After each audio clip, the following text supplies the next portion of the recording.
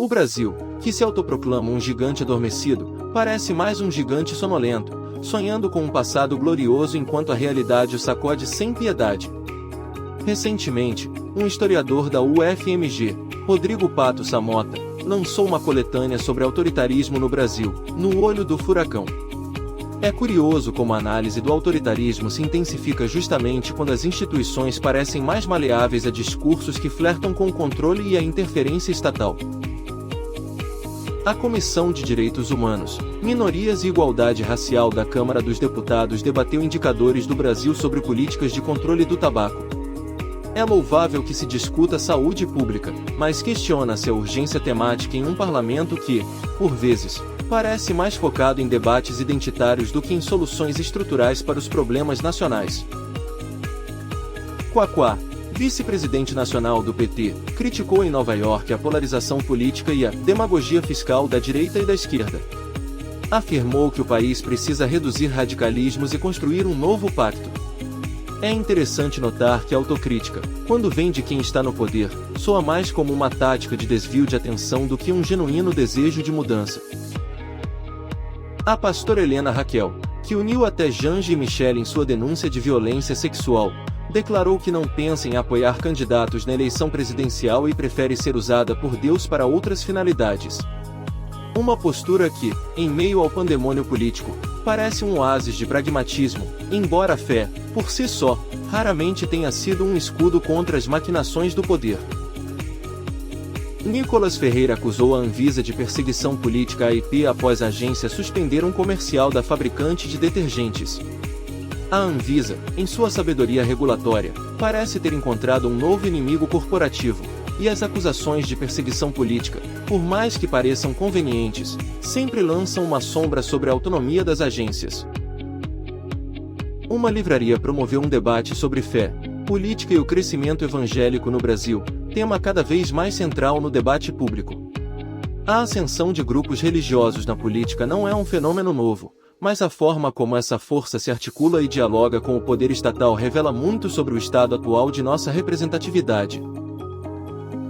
O governo lançou o programa Brasil contra o Crime Organizado, com um aporte de 11 bilhões de reais. É um montante considerável, que se soma a tantos outros programas federais. A eficácia, contudo, reside não no valor anunciado, mas na capacidade de execução e, principalmente, na erradicação da corrupção que, invariavelmente, se infiltra em iniciativas desse porte.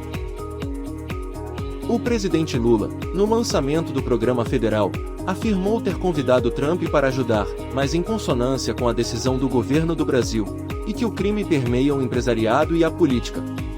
A menção a Trump é curiosa, mas a constatação de que o crime permeia o Estado é, infelizmente, uma verdade que o próprio governo parece ter dificuldade em confrontar de forma efetiva.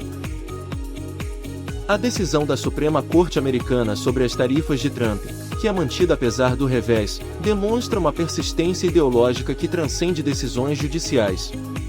É uma demonstração de força da tese de que a proteção tarifária é um instrumento político e econômico a ser empunhado, mesmo sob escrutínio. A crise global, segundo analistas, redefine o crédito e o consumo no Brasil. A economia global entrou em uma nova fase de tensão, e o Brasil, como sempre, sente os efeitos de forma concreta, mais como um espectador passivo do que como um agente capaz de ditar seus próprios rumos. A AgroBalsas 2026 promove debates sobre geopolítica e o fortalecimento do agronegócio brasileiro.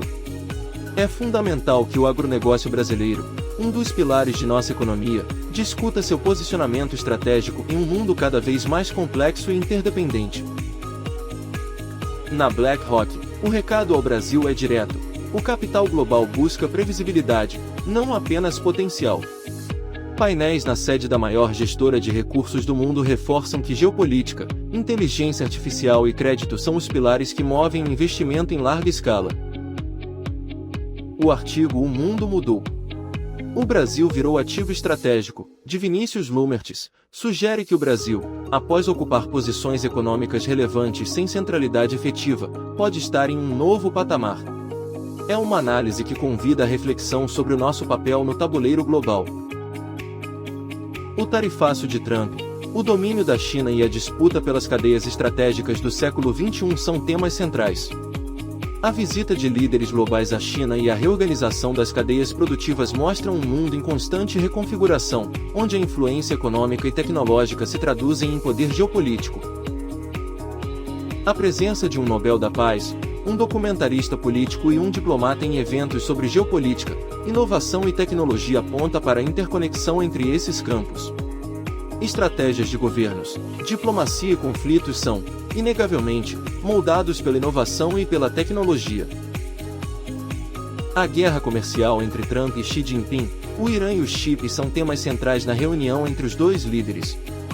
Essa disputa por influência e controle de mercados estratégicos define as relações de poder do século XXI. O escudo invisível: como Israel mudou a defesa dos Emirados Árabes Unidos. A cooperação militar secreta durante o conflito com o Irã revela uma nova realidade de alianças e estratégias de defesa na região. O embaixador dos Estados Unidos confirmou que Israel armou os Emirados Árabes Unidos com o Domo de Ferro. Essa confirmação oficial marca um ponto significativo na relação militar entre os dois países.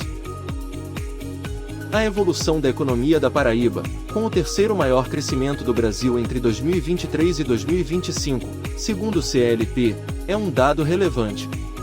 Mostra que, mesmo em meio a turbulências nacionais, há focos de desenvolvimento que merecem atenção. O BNDES registrou um lucro de 3,1 bilhões de reais no primeiro trimestre.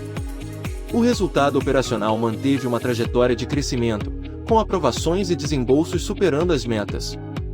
É um indicador de saúde financeira da instituição. Um sócio da McKinsey sugere que o Brasil pode aproveitar a guerra comercial para ficar rico antes de envelhecer. Na nova configuração geopolítica global, o Brasil aparece como um dos poucos grandes países capazes de capitalizar sobre as tensões internacionais. Em evento sobre investimentos, o governador Eduardo Leite defendeu a urgência de reformas e o aumento da produtividade.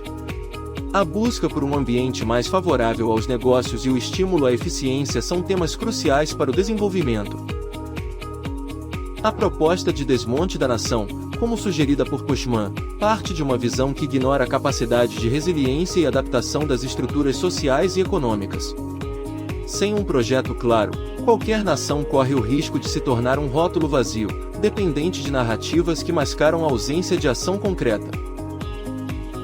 O boicote a Israel no Eurovision 2026 por emissoras públicas da Espanha, Irlanda e Eslovênia levanta questões sobre a politização de eventos culturais.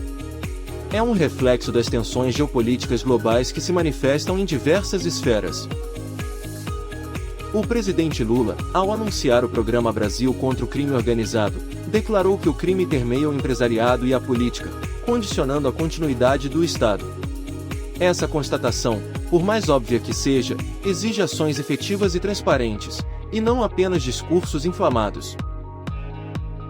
Você sabia que, enquanto o governo anunciava um programa bilionário contra o crime organizado, um debate acadêmico discutiu o autoritarismo no Brasil? Deixa nos comentários o que você pensa sobre isso. Se informação importa para você, curta o vídeo, compartilhe com quem precisa saber e se inscreva no canal. Ative o sino, as notícias não esperam. Nos vemos amanhã.